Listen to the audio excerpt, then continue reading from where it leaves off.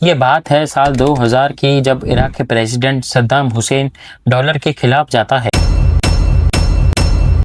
सद्दाम हुसैन ने कहा कि वो ऑयल एक्सपोर्ट का पेमेंट डॉलर्स में नहीं बल्कि यूरोज में करेगा। उसका एम डॉलर की डोमिनेंस को कम करना था, इसलिए उसने ये बड़ा कदम उठाया था। लेकिन तभी के यूएस प्रेसिडेंट जॉर्ज बुश को ये एक इकोनॉमिकल थ्रेट लगा, इसलिए उन्होंने इराक सैंक्शंस लगा दिए, उन पर पॉलिटिकल प्रेशर बनाया और फाइनली 2003 पे इराक पे हमला हो गया। रिजल्ट, इराक पूरी तरह से बर्बाद हो गया। स्कूल्स, हॉस्पिटल, सड़कें सब तबाह हो गई और इराक की इकोनॉमी गिर गई। इसका मतलब जो भी देश डॉलर के खिलाफ जाएगा, अमेरिका उसको तबाह करके रख देगा। और सिर्फ डॉलर के खिलाफ ही नहीं, अमेरिका ने बहुत सारे ऐसे सिस्टम्स बनाए हैं जिसके खिलाफ अगर कोई जाता है तो अमेरिका उसको सहन नहीं करता है। इसी सिस्टम्स की बात करेंगे आज हम इस वीडियो में। हमारे वीडियो में आपका स्वागत है। देखो, सबसे पहला और ऑब्वियस सिस्टम है डॉलर। डॉलर वैसे तो एक करेंसी है, बट अमेरिका आज इसको एक वेपन की तरह इस्तेमाल करता है। आज डॉलर का डोमिनेंस ग्लोबल ट्रेड में 50% है और जो भी देश डॉलर के खिलाफ जाता है, अमेरिका उसको तबाह कर देता है, चाहे फिर वो लीबिया हो, पेनिनसुला हो या फिर सद्दाम हुसैन हो। लेकिन अभी डॉलर का डोमिनेंस कम होने वाला है क्योंकि अभी ब्रिक्स का इन्फ्लुएंस बढ़ रहा है। जैसे कि अभी ब्रिक्स में 10 देश शामिल हो गए हैं और ये सारे देश अपनी लोकल करेंसी ही यूज कर रहे हैं। शायद ऐसा भी हो सकता है कि आगे चल के ब्रिक्स अपनी खुद की करेंसी ही लॉन्च कर दे। डॉलर के साथ साथ अमेरिका टैरिफ्स के मदद से भी अपना इन्फ्लुएंस दुनिया में जमाता है। टैरिफ्स एक तरह का टैक्स होता है जो एक देश अपने इंपोर्टेड गुड्स पे लगाता है। फॉर एग्जाम्पल, अगर एक गाड़ी इंडिया में 1 करोड़ की है और अमेरिका इंडिया पे 10% टैरिफ लगाता है, तो वही कार अमेरिका में 1 करोड़ 10 लाख की मिलेगी। ये टैरिफ्स बनाए गए थे ताकि गवर्नमेंट का रेवेन्यू हो और लोकल इंडस्ट्रीज को बढ़ावा मिले। लेकिन आज ट्रम्प टैरिफ्स को एक वेपन की तरह इस्तेमाल कर रहा है। जो भी देश उसकी बात नहीं मानता है, ट्रम्प उस पर टैरिफ्स बढ़ा देता है, जिसकी वजह से उस देश की इकोनॉमी गिर जाती है। और ऐसा ही ट्रम्प ने हमारे साथ भी किया था।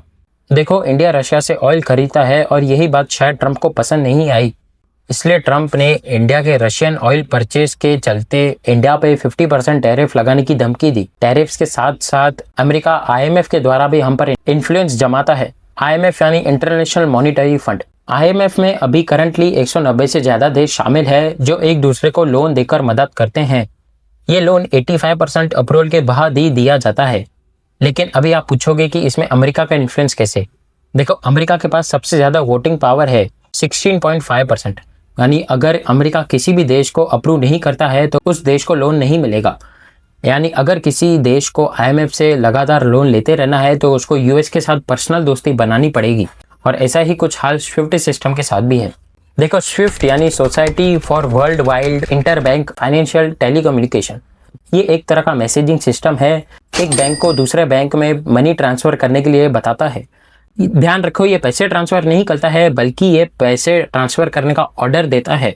इस सिस्टम में 11,000 से ज्यादा बैंक शामिल है। अभी समझते हैं इसके मदद से अमेरिका हम पर इन्फ्लुएंस कैसे बनाता है। देखो, एग्जांपल के लिए समझो, इंडिया इराक से ऑयल खरीदता है और यूएस डॉलर्स में पेमेंट करता है। लेकिन अभी इराक की कोई भी बात अगर अमेरिका को पसंद नहीं आई तो वो उसको स्विफ्ट सिस्टम से निकाल देगा, जिसकी वजह से इराक के सारे डॉलर ट्रांजेक्शन रुक जाएंगे और इराक की इकोनॉमी गिर जाएगी। यानी अगर किसी भी देश ने अमेरिका से दुश्मनी की तो वो उसे स्विफ्ट सिस्टम से बाहर कर देगा।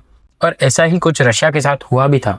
जब रशिया ने यूक्रेन के साथ वॉर चालू की तो ये बात अमेरिका और यूरोप को पसंद नहीं आई, इसलिए अमेरिका और यूरोप ने रशिया को स्विफ्ट सिस्टम से बाहर कर दिया, जिसकी वजह से रशिया को बहुत सारी इकोनॉमिकल तकलीफें झेलनी पड़ी।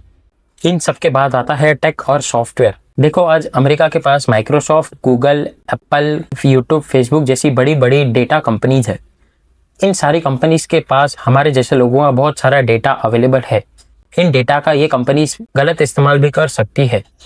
हम यूट्यूब पे कौन सा वीडियो देखते हैं, गूगल पे क्या सर्च करते हैं और एप्पल के मोबाइल में हमारे कौन से प्राइवेट डेटा है, इन सब का एक्सेस इन कंपनीज के पास होता है। इसके चलते ये सारा डेटा हमें ब्लैकमेल करने के लिए इस्तेमाल भी किया जा सकता है।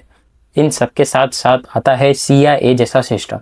देखो, CIA यानी सेंट्रल इंटेलिजेंस एजेंसी, ये अमेरिका में 1947 में बनाया गया था। CIA दरअसल अपने जासूस दूसरे देशों में भेजता है ताकि उन देशों से वो लोग इंफॉर्मेशन कलेक्ट कर सके। अगर इनको कोई भी खतरा महसूस होता है अमेरिका के लिए तो वो CIA के लोग सीक्रेट ऑपरेशन को अंजाम देकर उस खतरा का सफाया करते हैं। और ऐसा ही कुछ हुआ था 1953 में, दरअसल 1953 में ईरान के प्राइम मिनिस्टर ब्रिटिश ऑयल की जगह अपने यानी ईरान के ऑयल कंपनी को नेशनलाइज करना चाहते थे, और इनकी खबर जैसे ही CIA को पड़ी तो CIA ने ब्रिटिश इंटेलिजेंस के साथ मिलकर ईरान के प्राइम मिनिस्टर के आर्मी जनरल्स को रिश्वत दी। वहाँ के दंगे फसाद उन्होंने फंड किए और न्यूज़पेपर और मीडिया में PM के खिलाफ प्रोपोगंडा फैलाए, जिसके वजह से PM को अपनी कुर्सी छोड़नी पड़ी और अल्टीमेटली ईरान को ब्रिटिश ऑयल ही अपनाना पड़ा। यानी कोई अमेरिका के खिलाफ चोरी छुपे भी प्लान बनाता है तो वो CIA के द्वारा पकड़ा जाता है। देखो दोस्तों, ये थे कुछ ऐसे सिस्टम जिनकी मदद से अमेरिका पूरी दुनिया पे इन्फ्लुएंस जमाता है। इन सिस्टम को कोई एक देश अकेले डिफेंड नहीं कर सकता है। इन सबको डिफेंड करने के लिए बाकी सारे देशों को एक साथ आना पड़ेगा, जैसे ब्रिक्स के टाइम पे हुआ है। देखो, आज ब्रिक्स ने डॉलर का ग्लोबल डोमिनेंस बहुत हद तक कम भी किया है, जिसके वजह से अमेरिका को काफ़ी नुकसान हुआ है। ये थी मेरी छोटी सी वीडियो जिसमें मैंने US के ऐसे सिस्टम्स बताए जो वर्ल्ड को इनडायरेक्टली कंट्रोल करते हैं। बाकी ये वीडियो सिर्फ इन्फॉर्मेशन पर्पस के लिए थी। आपको ये वीडियो कैसी लगी मुझे नीचे कमेंट बॉक्स में ज़रूर बताना। अच्छी लगी तो वीडियो को लाइक करना, चैनल को सब्सक्राइब करना। हम मिलते हैं किसी और वीडियो में, तब तक के लिए राधे राधे।